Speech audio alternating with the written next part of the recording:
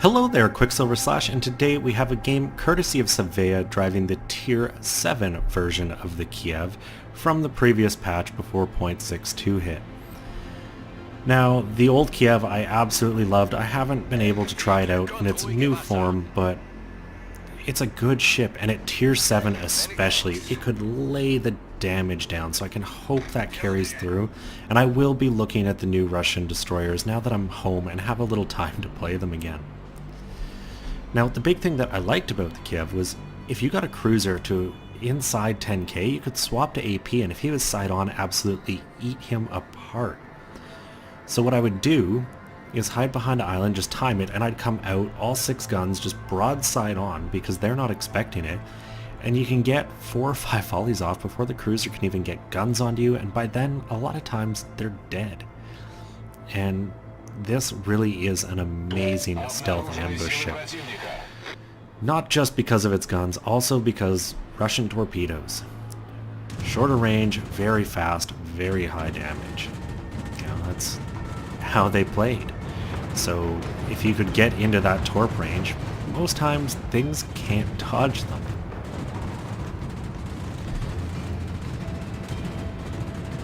Now, off the bat, Seveah went for Bravo, which a little interesting in my mind. I've never really gone here on this map. I tend to either rush into A or go for Charlie. And obviously his carrier did not equip himself. Is there a superiority? And it means a lot of Seveah's team is getting spotted. And just listen to those guns fire. I've always loved the sounds of these, and you can almost hear it like a machine gun, because both barrels don't seem to be firing at identical times.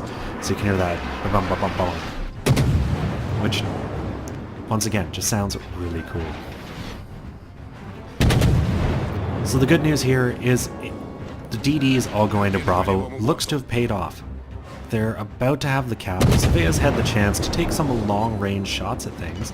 He's actually got a smoke here that one of his other destroyers left. So he's slowing up, and he's going to be able to sit in this and just blast away. And another reason I love the Kiev, 14.7 kilometer range. And I'm pretty sure Seveah runs AFT on this, but I'm not 100% sure. Either way, just great range on these guns. You can harass so much, and with your speed, outside of 10 kilometers, even if you are spotted, they can't really do much to hit you because some good maneuvering combined with just minor speed changes. And that really is the key to the later Russian destroyers I found. Like once I got to the Tashkent, you had to adjust your speed. Unlike the Kiev, which is a little smaller, the Tashkent starts to get bigger and not as maneuverable. So I found it very vulnerable if you just tried to turn. So you mix those speed changes and then you're going to get the dodges. This Shiratsu has found himself in the crappiest situation. And, well, Seveah is going to take full advantage of a poor decision by that enemy player, gets the kill, the first blood, and on to the next. And it looks like it's going to be a Mayhan who drove into Charlie all alone. You can see him line the shot up just over that hillside. One of the shells connects for 500 damage. You know, not battleship damage, but when you're fighting other destroyers, every little bit adds up. Now, the other big thing is he's got his speed boost active, even as he's maneuvering, 40 knots there. This Mayhan is, well, he's just dead. There's no way he is coming out of this alive. You can see Seveah lead some torpedoes, but his main focus here is his guns. The torps are there in case that Mayhan just keeps driving straight, and in a way to steer the Mayhan, because he's going to have to react. And look, no fire in return, which pretty much guarantees that Mayhan is throwing torps in the water. Seveah throws his rudder hard over, keeps maneuvering. And anytime I'm fighting a destroyer and he is not shooting me, I am just mentally waiting for those torpedoes, and there they are.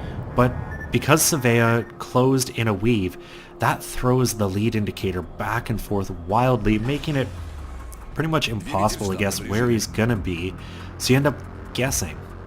And you can see in the chat there, Seveah going, I love DD hunting.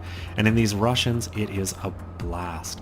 Even in the American destroyers, I find great DD hunters, and they're the two lines that are really well suited to it. And then, you know, the others are more kind of torpedo boats. And here we're going to see perfect example of the kind of damage this ship can rack up when you've got a cruiser side on in close range. You know, 3,000 a volley, he's getting citadels, and granted, it's a Russian cruiser, and he puts the torps in the water. I don't think it was needed, because a couple volleys, or in this case, one more volley, 6 citadels, gets the kill. And he's up to 36,000 damage almost already. Very quickly, has 3 of the kills, and all 3 kills were a good chunk him. The Shiratsu, that first one was the only one he pretty much didn't entirely kill. You can see he hopped onto his torpedoes there, I'm thinking just to make sure that his teammates weren't about to sail straight into them. So as I've said many times before, just a great position for Seveah's team to be in. They've cleared a flank. And on a map like this with lots of islands, just having an entire side of the map devoid of enemy ships allows you to really dictate the battle. Not to mention the fact that they're up 5 kills to none. And this is the point where you start going and looking at where your team is. You're all grouped up, no one's caught out alone. Maybe this can be the perfect, you know, no deaths. And I've seen a couple of them, they tend to be over pretty quick. And 7 minutes in, this one's been going pretty rapidly as well. Ally throws torpedoes, you hear the alert, he checks, and he's not going to leave it to chance. He slows up, and he's got his speed boost active, and he's lining the Congo up. First volley, AP. Nothing much out of it. Next volley, another volley of AP, a little bit higher.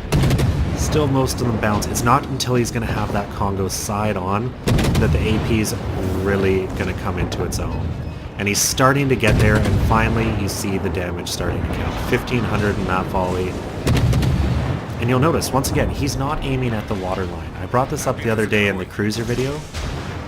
He's aiming at the base of the superstructure. He's interested in penetrating into the superstructure for damage, not into the hull. And, well, guns aren't necessary. All those torps, well, enough of them hit. Wipe the Congo off the map. Here's this capture point again. And now it's back to harassing. He's at long range, so Seveah's using HE. Shells are coming down, and you want them to be landing on that superstructure to light the fires. And they are. You can see where they're hitting, and there's the fire. So now I'd say he has a choice. He can go north of this island, go around, capture A, or stay south here and really work on those 2 battleships. Unfortunately, with some dive bombers coming in, he kind of gets his hand forced.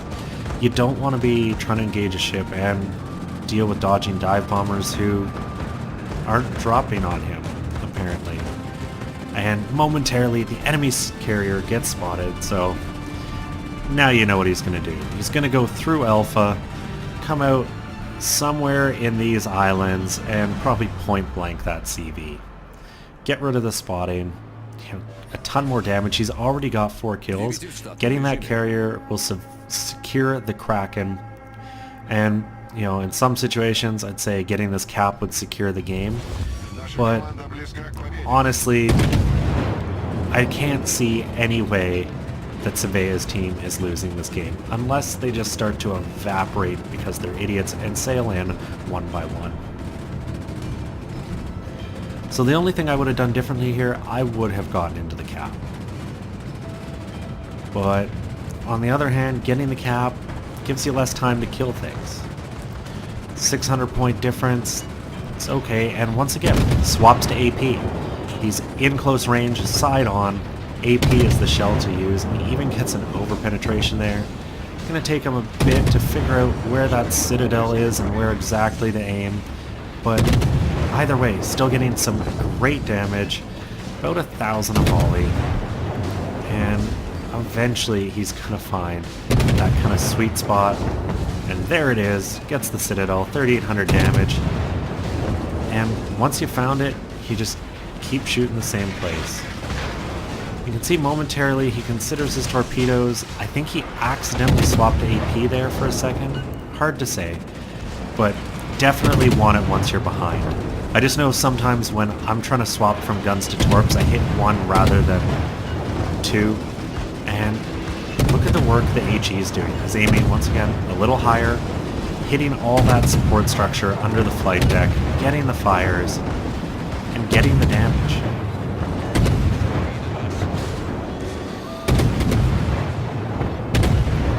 And one of the things I always found funny about the Ranger is you'll notice these smokestacks are up.